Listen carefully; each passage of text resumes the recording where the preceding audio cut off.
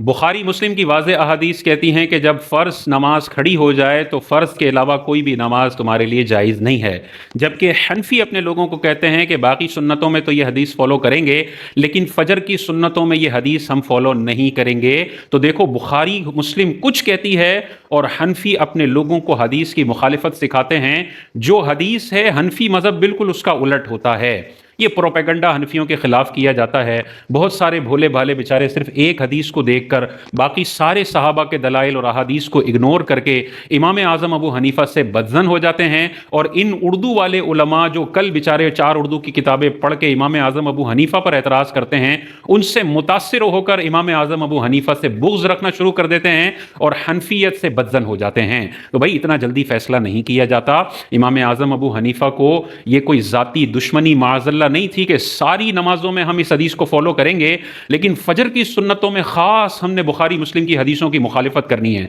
इसमें इमाम आज़म अबू हनीफा का क्या मफाद है? कि वरना तो ये होता ना कि बाकी सारी नमाजों में हनफी इसका उलट करेंगे, लेकिन बाकी सारी नमाजों में हम ये फॉलो करते हैं कि बाकी सारी सुन्नतें छोड़ी जाएंगी जब फर्ज नमाज की इकामत कह दी गई। लेकिन हम अगर फजर की सुन्नतों का कह रहे हैं तो पहले हमारा मौक़िफ़ सुन लो, हमारे दलाइल सुन लो, उसके बाद फैसला करो कि वो जो प्रोपेगेंडा कर रहा है वो गलत बात कर रहा है या इमाम आज़म अबू हनीफा गलत बात कर रहे हैं। तो इसमें देखें, ये हदीस पाक बिल्कुल सर आंखों पर है, हम इसको कबूल करते हैं। ताजदार कायनात का फरमान है, उससे ऊपर कोई चीज़ नहीं है, हम इसको कबूल करते हैं। लेकिन फजर की नमाज का इस्तिस्ना क्यों करते हैं? क्योंकि ये जो बुखारी मुस्लिम में हदीस है, इसका अगला हिस्सा जो है वो सुननुल कुबरा बहकी शरीफ के अंदर है, जिसमें ताजदार कायनात ने इरशाद फरमाया कि जब फ़र्ज नमाज खड़ी हो जाए तो इस फ़र्ज नमाज के अलावा और कोई नमाज जायज़ नहीं है सिवाय सुबह की 2 सुन्नतों के। वाज़े तौर पर बहकी शरीफ की हदीस में ताजदार कायनात ने इन 2 सुन्नतों का इस्तिस्ना फरमाया है। इसी तरह देखें, ताजदार कायनात सल्लल्लाहु अलैहि वसल्लम ने इरशाद फरमाया, फजर की 2 सुन्नतें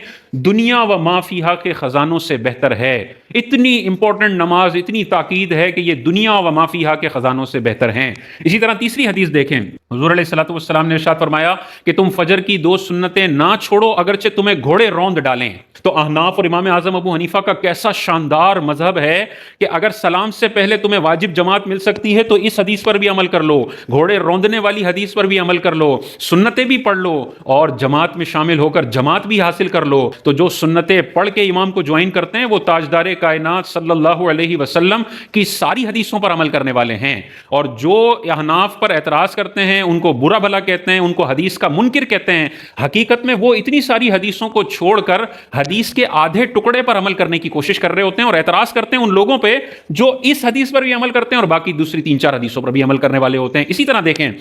जो हनफियों पर एतराज़ करते हैं कि जमात खड़ी होगी और ये देखो हदीस के मुनकिर हैं, साइड में खड़े होकर 2 सुन्नतें पढ़ रहे हैं, उनको चाहिए कि फिर थोड़ा और हिम्मत करें और ये फतवा बड़े बड़े सहाबा पर भी लगाएं। हमें अहादीस के अंदर ये रिवायात मिलती हैं कि हज़रत इब्ने मसऊद रदी अल्लाह तआला अन्हु एक मरतबा मस्जिद में दाखिल हुए, इमाम पहले से फजर की नमाज पढ़ाने के लिए शुरू हो चुका था। रिवायात में आता है कि आपने साइड में हटकर सुतून के सामने 2 रकत नमाज पढ़ी और उसके बाद इमाम को ज्वाइन किया है। इसी तरह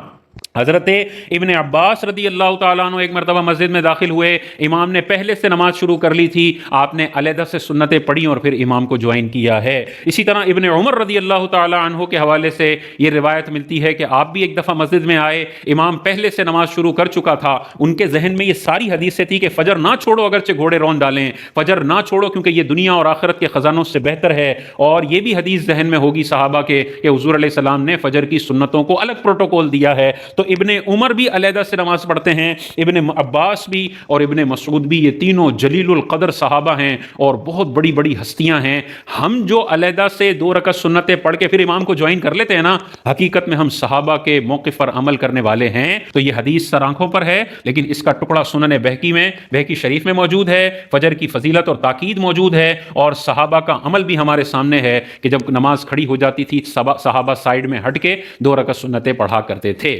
हाँ, इसमें उलमा ने वाज़े तौर पर इरशाद फरमाया कि जहां नमाज कायम हो रही हो वहां जाके सुन्नतें नहीं पढ़नी,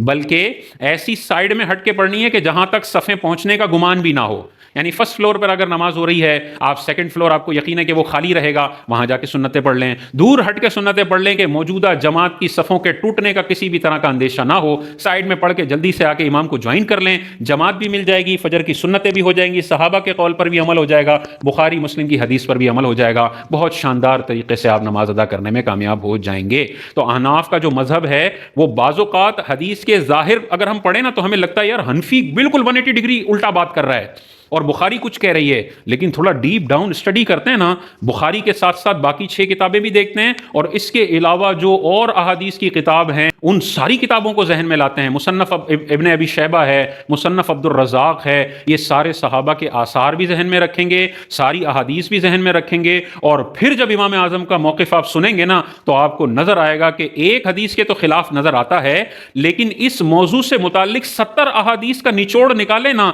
تو وہ ایک لائن نکلتی ہے جو امام اعظم ابو حنیفہ نے ہمیں موقف عطا فرما دیا ہے. تو امام اعظم ابو حنیفہ کی ایک لائن پر عمل کرنا حقیقت میں 70 حدیثوں پر عمل کرنا ہوتا ہے، اور کسی اردو والے عالم کی بخاری کا ترجمہ لے کر اس ایک حدیث پر عمل کرنا، بعض اوقات 69 حدیثوں کی مخالفت ہوتی ہے اور ایک حدیث پر عمل ہو رہا ہوتا ہے. مجتہد جب کوئی بات کر رہا ہوتا ہے نا تو صحابہ کی پوری زندگیوں کو اسٹڈی کر کے بات کر رہا ہوتا ہے، حدیثوں کے لاکھوں کے ذخیرے کو دیکھ کر بات کر رہا ہوتا ہے، ساری حدیثوں کے ساری باتیں اس کے پیش نظر ہوتی ہیں، پھر وہ شرائط کے ساتھ یہ باتیں کرتا ہے. اور جو نیم حکیم ہو اردو کا ترجمہ پڑھ کے اتنے بڑے بڑے علم کے سمندروں پر اعتراض کرے، ایسے بندے بیچارے پان والے ہیں، ان کو علم کی فیلڈ میں نہیں آنا چاہیے. اور جو ان کو اسلامی اسکالر سمجھ کے فالو کر رہے ہیں ان کی مثال بالکل ایسا ہی ہے کہ امریکہ کا کوئی کینسر کا سرجن ہو جو بہترین علاج کرتا ہو اور یہ بندہ کہے کہ میں نے اس سے علاج نہیں کروانا، ہمارے یہاں کورنگی میں ایک بہت اچھا حکیم ہے جو کینسر کا بڑا اچھا علاج کرتا ہے، اور وہ کہتا ہے کہ وہ جو ایکسپرٹ ہے نا وہ غلط علاج کرتا ہے، میرے پاس بڑا اچھا علاج ہے. کوئی بے وقوف ہوگا جو اس نیم حکیم کے پاس جائے گا اور اس بڑے سرجن کو گالیاں دے گا. عقل مندی کا تقاضا یہ ہے کہ ان دین کے ماہرین کی باتوں کو فالو کریں، پان والوں کو اور یہ اردو کی کتابیں پڑھ پڑھ کے بڑے بڑے اکابرین کو چیلنج کرنے والوں کی بات فالو نہ کریں، یہ خود بھی تباہ ہوں گے اور لوگوں کو بھی تباہ و برباد کریں گے.